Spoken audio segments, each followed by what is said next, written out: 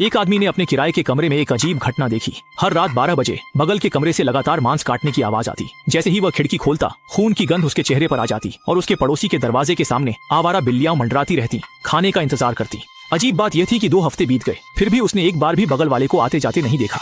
कई दिनों की बेचैनी से अवेई शारीरिक मानसिक रूप से थक चुका था, इसलिए वह मकान मालिक के पास कमरे बदलने की गुजारिश करता है। लेकिन उसकी अजीबोगरीब बातें सुनकर मकान मालिक उसे समझाता है कि शायद उसे भ्रम हो रहा है। अवेई को चिंतित देखकर मकान मालिक ने तय किया कि वह एक रात उसके साथ रहेगा। सोने से पहले मकान मालिक ने गलती से दीवार पर टंगा चित्र फ्रेम गिरा दिया और दोनों की रूह कांप उठी। दीवार पर खून से सने डरावने हाथों के निशान थे। अवेई का सिर सुन्न हो गया। उसने इतने समय तक यहाँ रहते हुए कभी नहीं जाना कि इस कमरे में कुछ छुपा है। मकान मालिक भी डर के मारे वहीं जड़ हो गया और आखिरकार उसे इस कमरे का राज बताना पड़ा। यहाँ एक माँ अपने बेटे के साथ रहती थी। बाद में वह बेटा मर गया और माँ पागल हो गई।